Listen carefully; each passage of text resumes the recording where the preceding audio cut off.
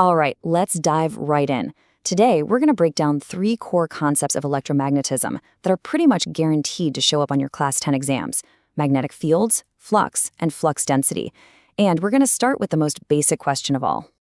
So here's the big problem, right? A magnetic field is totally invisible. You can't see it, you can't touch it. So how on earth do you even begin to map it out, let alone figure out how strong it is at different points? Well, to solve that puzzle, the first thing we need is a way to see the unseeable. And physicists came up with a really clever idea for this called magnetic field lines. This is our first step to really understanding what's going on. What's so cool is that you can actually trace these invisible lines with something as simple as a compass. You just put it down near the North Pole, make a dot where the needle points, then you pick up the compass and move it to that new dot.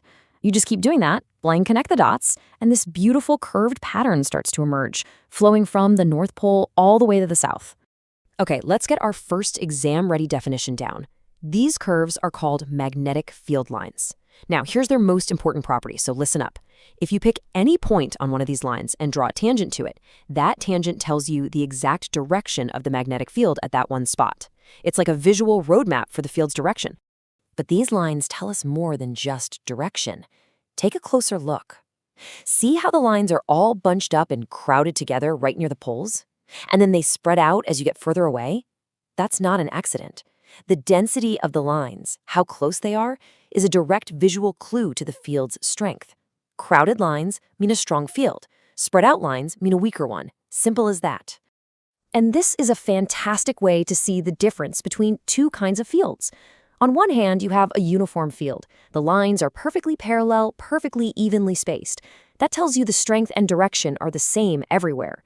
Then you have a non-uniform field, like the one around our bar magnet, where the lines are curved and uneven. That's a visual giveaway that both the strength and the direction are changing all over the place. So, here's a classic question that pops up. We've traced these lines going from north to south outside the magnet, but do they just end there? The answer is a big, important no. Magnetic field lines are always continuous closed loops. They actually continue inside the magnet, running from the South Pole back to the North, making a complete, unbroken circuit. Excellent. So, we can now visualize the field.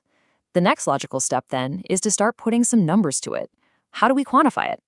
And this brings us to our second big idea, magnetic flux. Here's another key definition for your notes. Magnetic flux, which we represent with the Greek letter phi, is basically just a way of counting.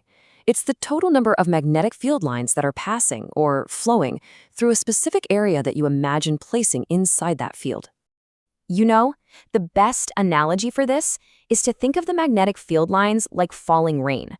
If you hold out a bucket, the magnetic flux is just the total amount of rainwater that you collect inside that bucket. It's a measure of the total quantity passing through. So just to sum it up, flux is all about the total amount of the field going through an area. And of course, it's going to depend on how strong the field is, how big your area is, and how you're holding it.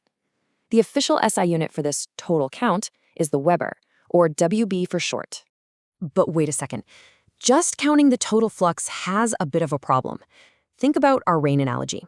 A bigger bucket will always catch more rain, right? Even if it's just a light drizzle. A bigger area will always have more flux. To find the true strength of the field, how hard it's actually raining, we need to standardize things. And that leads us to our most important concept of the day, magnetic flux density, represented by the letter B. This is the true measure of a magnetic field strength. We define it as the amount of magnetic flux that passes through a standard unit area, 1 square meter, when it's held perfectly perpendicular to the field. And the formula for it? It's beautifully simple.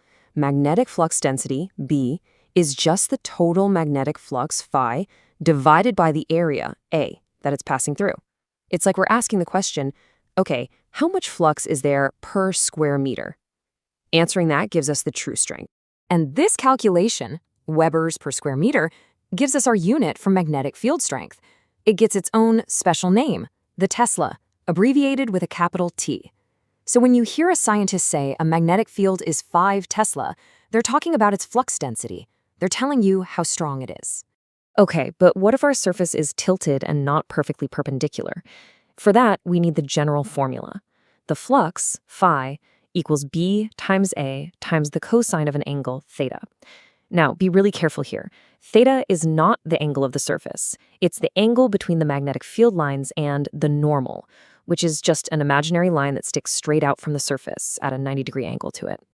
And what's great about this formula is that it perfectly explains the two extreme cases. When your area is held flat, perpendicular to the field, the angle theta is 0, and the cosine of 0 is 1. That gives you the maximum possible flux. But if you turn your area so it's parallel to the field lines, the angle is now 90 degrees, and the cosine of 90 is 0, so the flux is 0, which makes perfect sense, right?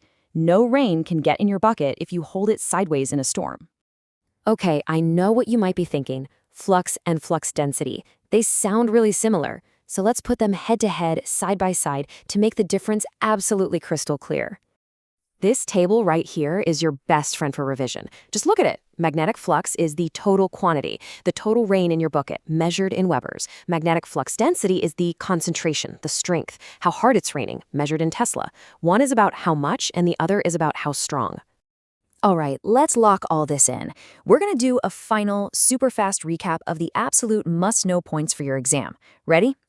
Here's what you got to remember. Field lines give you a visual for direction and strength. Flux, with a phi, is the total count, measured in Webers. Flux density, with a B, is the true strength, measured in Teslas.